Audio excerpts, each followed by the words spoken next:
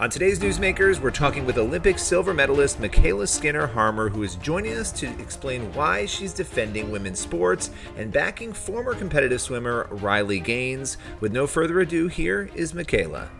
Well, I appreciate you taking the time to join me. There's a lot to talk about. Obviously, you've been in the headlines over really commenting and supporting Riley Gaines in the midst of the dispute that she had on X with Simone Biles. And you have a whole history with Simone as well, being a former teammate on the gymnastics team and so much more. So we'll get into some of that. But, you know, what were your thoughts when you initially saw the back and forth that went viral before you even spoke out, between Riley and Simone? Yeah, it was hard to see. I mean, being a big supporter of Riley Gaines, obviously I haven't really said anything till now just because it can be scary and to speak up and to have a voice, right? But I have always loved what Riley has stand for. And, just seeing the bullying, the belittling, it just really hit close to home because I had experienced the same thing Riley had, last year. And so I knew what she was going through, and I figured that this was the time that I could stand up and be an advocate for people that have been bullied. And also, for the whole transgendering in women's sports, that's something that I really want to be an advocate for. So I just kind of felt like this was the right time to do that and, kind of just stand up for what I believe in. Yeah, well, and I want to get into your experience too, but just for those who don't know, and I think most people do because it did go viral, Riley was commenting on a softball team where there was a, transgender player. It was a kids team, a young people's team. And there was this player. And so Riley was commenting on that, as she often does. And then Simone was responding to that, really some pretty harsh comments, but one of the things that caught a lot of attention was comparing Riley to a man, right? Essentially, which I think that was the thing that shocked people to see, because it's one thing to have a disagreement over an issue. It's another thing to compare, a female to a man. So I think when people saw that, they were shocked by it. And, when you saw that, let's get into some of your past. I mean, I'm going to let you explain it because obviously you went through what you've described as a fair bit of bullying. There were even death threats involved and a whole lot more. Take us through some of that, because I would imagine it was a little triggering to then see this interaction happen online with Riley and Simone. Yeah. I mean, seeing that whole tweet thing go on, it was literally flooding back so many memories to last year. So I always wanted to do sports broadcasting, never really had the opportunity to after I graduated from the University of Utah. I got pregnant right after school. I was really sick my whole pregnancy. And so I kind of just dived into being a full-time mom. So my husband, was working and I got to spend time with my daughter, and it's seriously been so much fun. And when the Olympics came up, it had been, 3 years since I competed. And I love gymnastics. I love talking about it. I've been in the sport for a long time. It was my life. And we decided to do a YouTube live. We had posted a poll asking people if they kind of would want to do kind of me commentating, but just kind of hanging out, having fun, chatting on a YouTube live of Olympic trials. Because most countries couldn't even get it streamed. They couldn't watch it till, I guess, a few days later and stuff. So they were so excited to pop on and hear me commentate while they couldn't watch it. So I was just kind of giving some updates on gymnastics. And anyway, it was so much fun. Everybody loved it. And they were like, oh my gosh, you need to do another one of these during the Olympics. And then we decided to do a YouTube video just doing a little recap of Olympic trials and how it went. And obviously, me being in the gymnastics world, I know that a lot of followers, follow me for gymnastics, but we also have a lot of followers that don't. And so, I kind of was just talking about a few different things, things that I had been through as an elite gymnast and how things have changed now and for the better. And it was just crazy because in that short 15-minute video, I did talk a lot about how amazing the team was, and I was so supportive, and me and my daughter were so excited to watch the Olympic team, and they're going to go out there and crush it. We're just so excited for them. And, those girls are, really close friends of mine, and I had been teammates with most of them. And it was just crazy because, they take one little clip from the video and twist it to where it made me seem like, I was this horrible person. And that was not my intentions at all. Like, I would never just go on a YouTube video and, cut down my team. Like, I know they're amazing athletes, and I've been there, I've done it. I know what it takes to get there. And so it was really sad because they took that clip, and I remember I was just folding laundry one day, and all of a sudden my phone's just like boop, boop, boop, boop. Like, I'm like, oh, what's popping on Twitter? X, now it's X. And I was like, what's popping on X? And so I opened my phone, and it was just like, my heart just starts racing, and it's just like all these horrible comments, just boom, boom, boom, boom, boom, boom, boom. And then it was just crazy because my husband was like, it's okay. Like, you've had hate before. Like, it'll be okay. You did nothing wrong, whatever. And I was like freaking out because I'm like, no, this just isn't good. I don't know what I did, and things just started spiraling very quickly. And then it was crazy because, Simone had posted a tweet saying not everybody needs a mic and a platform. And so then that kind of started a wave of more people attacking. And then it was 4th of July, and I'd gotten a text from Simone. We had a personal conversation. Seemed like things were okay. I even, wanted to send a personalized text to all the girls that had made the Olympic team. I didn't have one of the girls' phone numbers because I had never been teammates with her. I didn't really know her, and she had made the Olympic team. And so I asked Simone, hey, do you have her number so I can reach out? And she says, yes. And she said that she was so proud of me for reaching out to the girls. And, in the previous text that she had sent me, she told me that she loved me and, she was proud of me. And so I kind of thought the heat of things was died down. We were on okay terms. I had sent those texts out to those girls, and it was really sad because I never got a response, which I totally get, but also was just very sad. And then, things kind of seemed to get better. I was doing okay at this point, still not the best, but then I was sitting on a plane heading to a gymnastics camp to go coach for a couple of days. And we were sitting on the airplane watching the Olympic team. They were streaming it, so I was able to watch team finals. And we're sitting on the plane with my husband and my daughter watching it. And then I get to the camp, and then that night I get back to my room, and Simone had made the tweet. I forget exactly what it says, but, like lazy, whatever. She was basically coming at me in her caption when they had just won the Olympic team.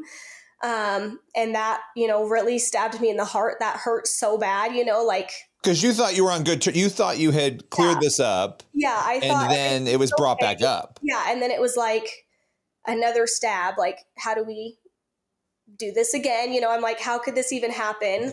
And did you reach out to her at that point? I didn't. I honestly didn't even know what to say because I'm like, well, maybe this doesn't have anything to do with me. Obviously it did, but I was kind of hoping like maybe this is just in general. I don't really know. And then I just started getting attacked even more, and it just like broke my heart because I was like, this is a time where you are supposed to like represent your country and be excited that you guys won team, and then you're bringing me into it, and it just made me so sad. Like, I love the Olympics, and like it just crushed my dreams because it like made me feel like I never want to watch the Olympics again. Anyway, so that whole caption came out, and then it was crazy because they started, twisting my words, and more stuff started coming out. And then I'm trying to remember what the other thing was. Oh, it was their team name, F around and find out. That wasn't funny either. And so then there was like another jab, and then it was just like another thing after one thing after another. And it just like wasn't stopping. And then, they had gotten on their social medias and started talking about me and just all these things. When you say they, the player, the team. And then so they're doing that. How is the rest of the world? And this is where the other issues come in, right? Because all those comments you were getting the first time, And, you know, by the way, for you to say you had the feeling of not wanting to even watch, you are a silver medal. You've won a medal in the Olympics, right? I mean, that is that says a lot about what that must have felt like. So what is the rest of the world doing? How are people responding to that sort of attention now that's been renewed on you at that point? Yeah, it literally was awful. You know, I had a lot of support behind the scenes, but I think that's the hard thing too, is a lot of people were scared to speak up or stand up because they were going to get cut down. So I was feeling a lot of support on my end and from my friends and family, but my mental health was not at a good place. Like, I was starting to get dermatitis all over my face. I couldn't function. I couldn't take care of my daughter at the time. Like, I literally just felt like I was in a black hole, wasn't present with my family. And it took me a really long time to get out of that, because people are just so quick to judge. And I'm like, you guys don't see both sides of it. Um, And and I also, just even if trying you to had made cut. a mistake, Right. in some way in your language or what you said, or anybody who's done media at all, hello, you know, I know this, and you have a camera on you and you're saying things, you Yeah. may, even if that had happened, where is the grace for people to sort of move, especially if it's true that you've reached out and you've apologized and you've had a conversation, you know, with at least one person there, why that would continue to be brought up is very strange to me. Right. Right. I still ask myself the same thing every day. And like, I don't know why it had to keep going. I don't know why this had to happen. Like, it was really an awful experience to go through. And, again, just like, I would never want to attack those girls. I love them so much. They're amazing, incredible athletes. And so it's still sad to this day because I don't have, relationships with them. And I hope maybe one day we can again. And it's sad because I tried publicly apologizing 3 different times, and it's just sad because, it's like, I just feel like we make mistakes, right? I could see how the girls could be offended and get their feelings hurt. That's totally fine and totally normal. But I feel like the biggest thing is the best way to move on is when you forgive. And I don't know if that just comes from being religious and having God in my life, but like, I've gone through so many trials, and I feel like, when you repent and you become closer to God, I just feel like life gets easier, life gets better, you're able to move on. And that's kind of how I've been able to cope with all of this. And I know that God knows my heart and knows my intentions. And so I just have to remember that at the end of the day, that, like, they can think what they want, but like, I know what I meant and I know what I said. And yeah, it's just really devastating Yeah. that I may How not long did that go on for? How long did the abuse go on for from people online? months. I was Months. off of Wow. social media for at least 4 months. I thought I would never come back. And I said, you know what? Like, I'm not going to let these people ruin my life. Like, I'm a great person. I'm a great friend. I'm a great wife. I'm a great mom. And they're not going to determine, the rest of my life. And I've been through things before being, a high level athlete at a really young age. You kind of get thrown into the public eye. And it's hard when you're young because you make mistakes, you say stupid things, but it's kind of like gymnastics. If we never made mistakes, how would we grow as a person? How would we become better, right? So I just try to look at, the bright side of things and just try to move forward and just be the best that I can be. Um, Can I yeah, ask you one more thing about, so you put a plea out at one point, correct me if I'm wrong, to Simone saying, can you please have your followers stop, because there were death threats yeah. and some very serious things that were happening in the mix of this. Did you ever get a reply to that? Was there ever any response, reaction, any attempt that you saw of her to ask them to stop? No, not at all. And that's kind of what hurt a little bit too, with when, she came out and had apologized to Riley and had her statement, is it was like, I've known Simone since I was 13. And the fact, like, she could step up and, say an apology to Riley, but I got nothing, kind of hurt, because I'm like, I've known Simone forever. Like, she sent me a baby gift, when I gave birth to my baby. We've had very many texts, and Simone and I have been really close. Like, we haven't been like, super buddy, but we've had a really close relationship, and we have texted from time to time. And, I was texting her all about her wedding, and there were so many great memories too, right? Like, we did have great times. But there just has been so many times where, I've been bullied, and belittled by her throughout my career. And I've just, tried to push through it and stay strong. And I'm like, everybody makes mistakes, and, we just got to be better.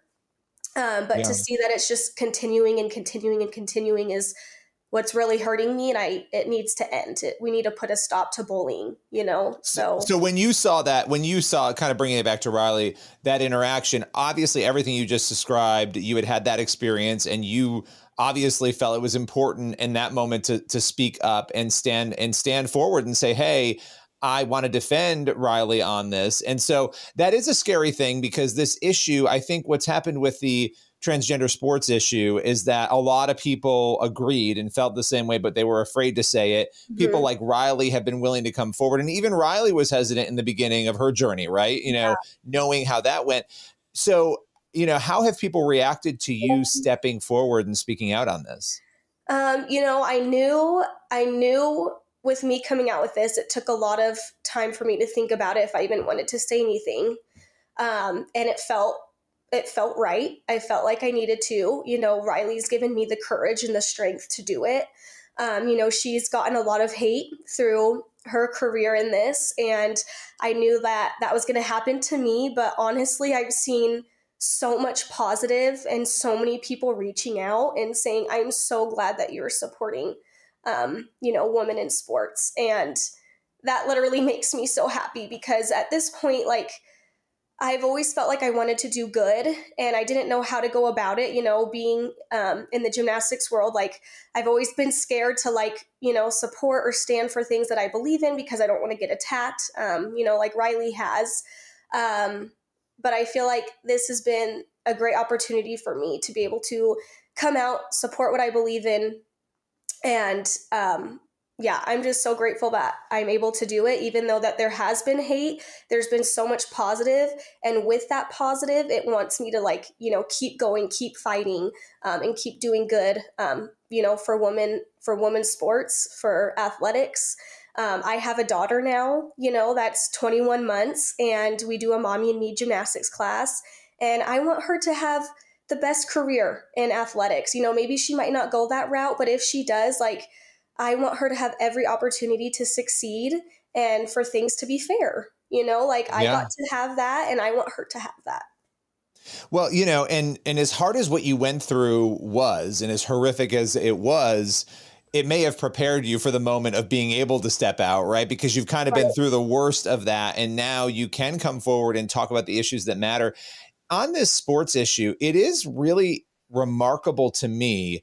I look at things through different lenses. I'm a Christian first, right? So that's where I look at everything through that. And then I try to look at things through other lenses, and I try to understand. But when you see this issue, it seems implicit. It seems so common sense that there's a fairness issue here, right? It feels also, though, like there's a big effort to pretend that there aren't differences between men and women when it comes to physicality, and when it comes, which there clearly are. You are an Olympian. You have been in athletics your entire life. Why do you think people struggle so much with the reality of those differences? And why is it so important, as somebody who has been all the way to the Olympics and been victorious, for this issue to be remedied and fixed? Yeah, it's crazy being able to step into this world. It's a tough world that, things are changing very quickly. And I think it's so important that we can, fight against this. And, when I do anything with my husband, he's always beating me, right? And I'm like, it's just not fair. But then I'm like, well, it makes sense. You're bigger than me. He's 6'7". He's super fit. And yes, sometimes, I might win here and there, but I would not want to go, play basketball with him. He's going to beat me. I don't want to go run him in track because he can run super fast. I can't. I have short little legs. So there's just so many differences, that I see in day-to-day life, right? Just, being with my husband, and, I wouldn't want to step up next to a male athlete in gymnastics. The stuff they're doing is just, it's insane. I'm like, there's no way I could do that. I couldn't do, the rings, even just watching my nephew in gymnastics at such a young age, the stuff he's doing is insane. I would never, be able to do that because I'm not built that way. So I don't know. I just really hope that, with what Riley's doing, me being able to, stand by her side and help her with this. I really hope that we can make a difference and, put this to an end so that, we can have the fairness in sports that, we deserve as women. We work really hard too. And I just think that's really important that, we get to go out there and be the best athletes that we can be and, feel good in our own skin. Yeah, absolutely. And it does feel like public opinion has shifted a lot on this, and people are at least more willing to openly share what they believe. And the majority of the country has made it clear from what I've seen in polling that they do not think that biological men should be competing with women. I mean, this seems to be something that does resonate with the public and people understand. And that's just, we're talking about the competition. We're not even getting into locker rooms and all the other factors that come along with this. It's a whole other thing. Yeah. I mean, I have two daughters, right? Yeah, I get it. Yeah. When I read and listen to that stuff, it's that I couldn't even imagine going through that. I'm like, being a college athlete, being an Olympian, like I couldn't imagine being in the same dressing room as a male, especially having a husband. Like there were girls when I competed at the University of Utah that were married. And so I'm like, I couldn't imagine, them having to be in the same locker room, undressing in front of them. You know what I mean? Like, it's just, It's not okay. I don't think it's healthy for anybody to go through that or to have to deal with it, right? That some of these college athletes have had to deal with it. And I can't even imagine. So, okay, final question for you, and I so appreciate all your time here. And the purpose of this discussion was not to bash anybody, and I don't think at all that it came across that way. I do want to ask you, if you had Simone in front of you right now and you had a chance to speak to her or give a message to her or communicate with her, what would you say to her? Oh my gosh, I don't even know. I mean, honestly, I don't even know if I'd have words to say. At this point, I don't even think I would want to amend things. I have been, so broken by her in so many ways. And I will cherish the great times that we had together, at the Olympics. That was a really tough time for me, and thinking I was going to go home and, I did get that opportunity to go and compete and win a silver medal because she, couldn't compete. So I did get that opportunity, and she was, very nice to me and supportive in ways. But she also has done a lot of damage and a lot of hurt. And at this point, I wish her the best, but it's time for me to move on with my life and to be happy. And, I don't need friends that are going to, belittle me and hurt my feelings in any way. So, I'm just going to keep taking it one day at a time, and, she can do her thing and I'll do my thing. Well, I so appreciate you taking the time joining us today. Thank you so much. Yeah, thank you. That's all for today's Newsmakers. Make sure you tune in tomorrow for another episode. We'll see you then.